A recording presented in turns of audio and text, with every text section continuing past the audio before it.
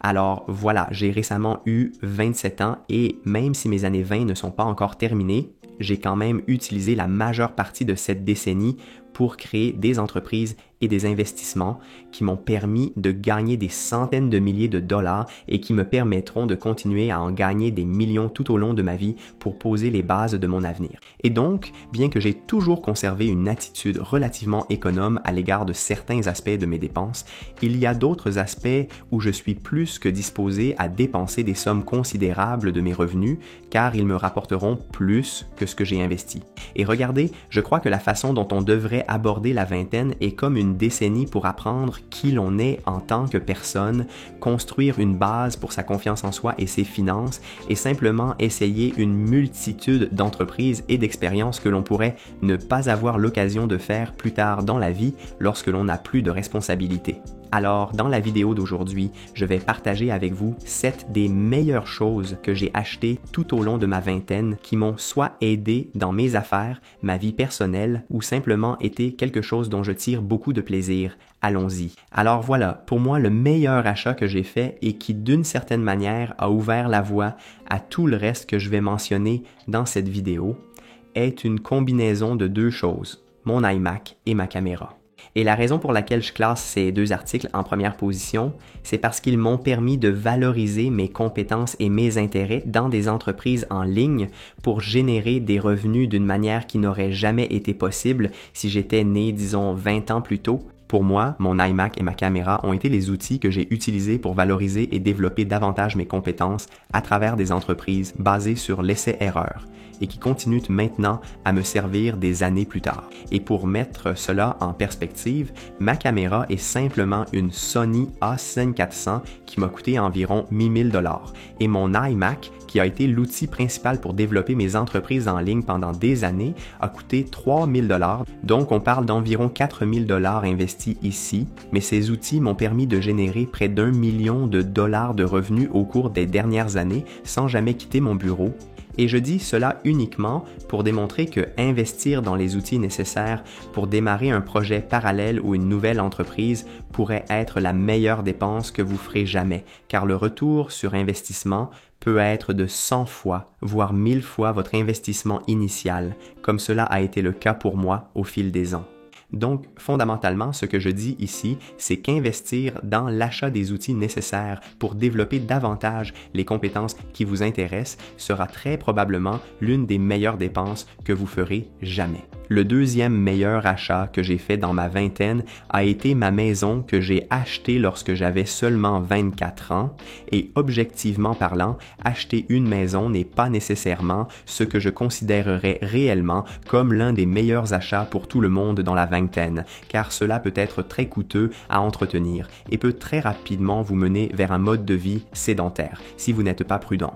Essentiellement, je ne vois l'achat d'une maison dans la vingtaine comme un bon achat que si vous l'utilisez pour créer une tonne de capitaux propres exonérés d'impôts avec elle et ou si vous commencez une famille, je comprends le désir d'avoir plus d'espace et des racines stables pour vos enfants.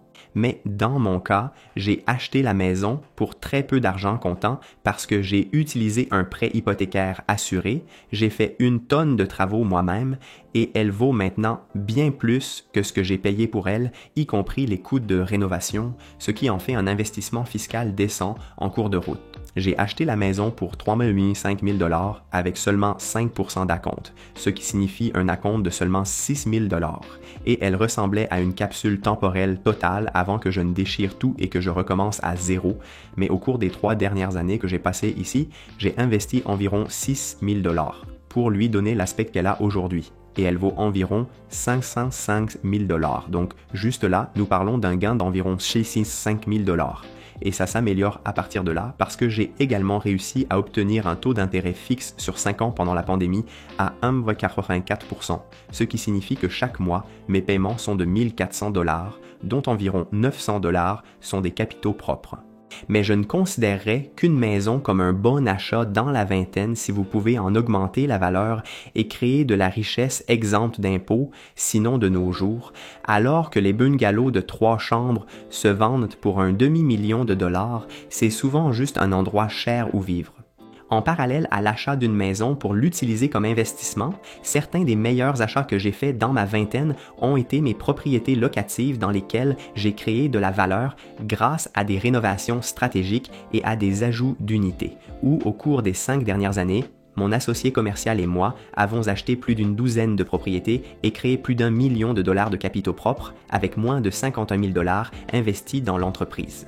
La façon dont cela est possible est en prenant réellement le temps de rechercher de bonnes affaires et des opportunités là où d'autres ne regardent pas, ou tout simplement ne sont pas assez patients pour récolter les fruits de la propriété.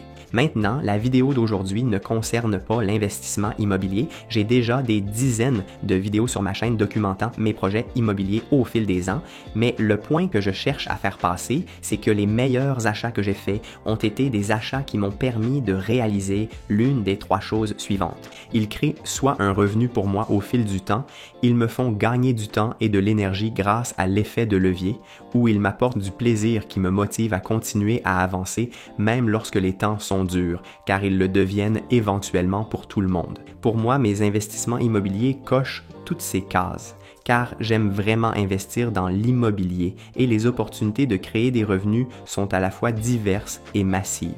Et pour information, je ne connais personne qui regrette sa décision d'avoir possédé une propriété pendant plus de 10 ans, car si vous achetez dans un bon pays et une zone en croissance, il n'est littéralement pas possible que votre propriété perde de la valeur dans l'ensemble, sauf si vous la gérez de manière imprudente.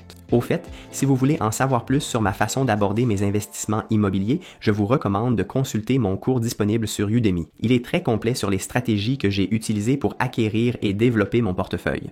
Et d'après les retours des étudiants, il vaut largement le petit investissement. D'accord. Le prochain meilleur achat que j'ai fait tout au long de ma vingtaine est en fait une série de dizaines d'achats, tous ayant le même but. Et c'est ma pile de livres sur les affaires, l'investissement et le développement personnel que j'ai juste ici. Et je sais que c'est définitivement une chose plus cliché à ajouter à la liste, mais sérieusement, pour la plupart de ces livres qui coûtent moins de 20 $, le retour sur investissement sur ceux-ci a été incalculable. Comme la plupart d'entre vous qui regardent, je n'ai pas vraiment beaucoup appris sur le monde des affaires et de l'investissement en grandissant et à l'école, même à l'université, c'est fou. Donc pour moi, surtout au début de ma vingtaine, ces livres étaient de véritables révélations. Je me souviens avoir lu Père riche, Père pauvre, Fastlane millionnaire et comme plan de retraite immobilier et avoir eu l'esprit élargi au point de l'explosion. Donc, je ne vais pas m'attarder là-dessus. Tout le monde sait que la lecture est simplement bonne pour votre cerveau. Point final, alors procurez-vous quelques livres sur les sujets qui vous intéressent et essayez ensuite réellement d'appliquer vos apprentissages dans la vraie vie. Sur la même idée d'élargir votre mentalité grâce aux livres et à l'éducation, je ne peux pas exprimer à quel point voyager a été un changement de jeu pour ma santé mentale, ma motivation et ma perspective de la vie. Et je vais vous expliquer pourquoi. Comme la plupart des gens qui regardent cela en ce moment, j'ai grandi et je vis dans une banlieue d'une grande zone métropolitaine et peu importe que vous soyez au Canada, aux États-Unis, au Royaume-Uni ou dans tout autre pays, cela peut sembler un peu radical, mais je crois que les banlieues vous rendent mou. C'est juste comme ça. Je l'ai vu chez tout le monde autour de moi et même chez moi parfois. Mais en voyageant, vous réalisez rapidement que, il y a plus dans la vie que ma ville de 10 km² et ma routine qui est la même chaque jour. C'est pourquoi, en tant que Canadien, où il fait froid, sombre et lugubre plus de la moitié de l'année, j'essaye de voyager au moins une fois par trimestre pour changer mes idées et voir les choses d'une perspective rajeunie. Le truc, c'est que lorsque votre cerveau voit et fait les mêmes choses très régulièrement, sans parler tous les jours, il commence à agir en pilotage automatique et sans que vous ayez besoin d'un effort conscient. C'est pourquoi, par exemple, je suis sûr que vous êtes déjà allé au travail sur le même itinéraire que d'habitude et êtes arrivé à votre bureau pour ensuite réaliser « Wow, je suis juste arrivé ici complètement sans même y penser, n'est-ce pas? » Combien d'entre vous l'ont fait? Laissez un commentaire ci-dessous si vous l'avez fait. Donc, étant bien conscient de comment la routine et le confort peuvent souvent conduire à une diminution de la créativité et de la productivité, c'est pourquoi j'ai dépensé plus de 50 000 $ en voyage au cours des dernières années. Mais cela en a valu la peine à 100% car cela m'a gardé motivé envers mes objectifs à long terme et m'a offert des perspectives différentes sur la vie auxquelles vous ne pouvez tout simplement pas accéder en vivant dans une bulle. Maintenant, juste une petite note en passant ici, je n'ai pas toujours payé tous mes vols lors de ces voyages. J'ai souvent utilisé des points de carte de crédit et je vous recommande de consulter ma vidéo sur les meilleures cartes de crédit, mon choix étant souvent l'American Express Cobalt si vous êtes au Canada. Le prochain sur la liste de mes meilleurs achats dans la vingtaine, que je crois être non négociable pour quiconque cherche à progresser, c'est une adhésion à une salle de sport, ou vraiment une adhésion à n'importe quel type d'installation pour faire de l'exercice, que ce soit la boxe, l'escalade, quoi que vous vouliez faire pour rester actif et en bonne santé. Personnellement, je vais à la même salle de sport depuis 2013 et je soutiens fermement que sans la salle de sport, je ne serais pas là où je suis aujourd'hui pour de nombreuses raisons. La première étant que l'exercice régulier est la forme la plus pure d'auto-responsabilité qui se transcende dans tous les autres aspects de votre vie. J'ai la conviction que si vous ne pouvez même pas rester responsable de faire une forme d'exercice pendant 30 minutes, même 3 fois par semaine, comment pouvez-vous être censé rester responsable de votre travail, de votre entreprise, de vos amitiés ou de votre partenaire? Donc pour moi, l'exercice devrait simplement être un élément non négociable de votre vie si vous êtes quelqu'un qui est sur la voie de devenir votre meilleur vous-même. Et la deuxième raison pour laquelle l'exercice est si important, c'est tout simplement parce que quel est l'intérêt d'atteindre le succès professionnel et financier si vous avez alors 50 ans sans le sentiment de jeunesse qui vient avec un mode de vie sain? Celui-ci va être un peu controversé, mais l'un de mes achats de luxe les plus récents est également celui que j'inclus dans la liste d'aujourd'hui comme l'un des meilleurs de ma vingtaine, étant ma toute nouvelle Rolex Datejust de 41 mm en or rose bicolore. Et regardez, pour beaucoup, cet achat pourrait sembler totalement excessif et vain, mais pour moi, c'est beaucoup plus qu'une simple montre qui donne l'heure. C'est à la fois une réserve de valeur et, plus important encore, un témoignage de mes propres capacités où chaque fois que je regarde ma montre lorsque je la porte, je suis rappelé que le travail acharné et la persévérance payent dans la vie.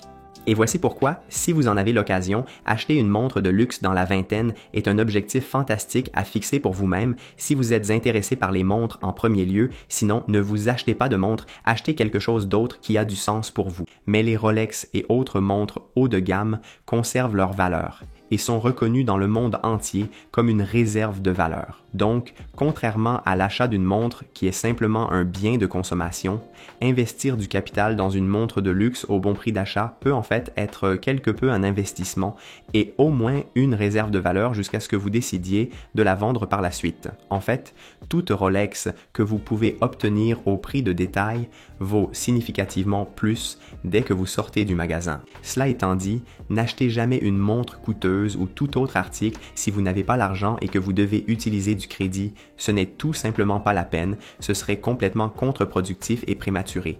Et enfin, en combinaison avec tout ce que nous avons couvert dans cette vidéo, l'une des meilleures choses que vous pouvez commencer à acheter dans la vingtaine serait des fonds négociés en bourse ETF sur le marché général. Au fil des ans, j'ai investi des centaines de milliers de dollars sur le marché boursier. Et bien que j'ai eu ma part de succès avec des actions individuelles, j'ai également eu des positions qui ont perdu 80% de leur valeur, je suis juste honnête ici. Mais les positions sur lesquelles je n'ai jamais perdu d'argent et qui ont dépassé le reste de mon portefeuille de manière constante au cours des 10 dernières années, avec littéralement aucun effort, ce sont les fonds d'index du marché général, en particulier le S&P 500 et le Nasdaq 100. Encore une fois, cette vidéo ne concerne pas la manière d'investir ou de mettre en place un compte de courtage. J'ai déjà beaucoup de contenu sur ces sujets sur la chaîne, mais je devais mentionner le fait que investir dans le marché boursier en utilisant des ETF sur le marché général est l'une des meilleures stratégies à l'épreuve des idiots que tout le monde peut mettre en œuvre, surtout compte tenu de l'effort minimal nécessaire pour le maintenir. Donc, si vous voulez en savoir plus sur l'investissement dans le marché boursier en utilisant des ETF, assurez-vous de consulter mon cours sur Skillshare qui compte plus de 1500 étudiants et qui est complètement gratuit sans aucun coût pour vous. Cela conclut mes 8 meilleurs achats dans ma vingtaine.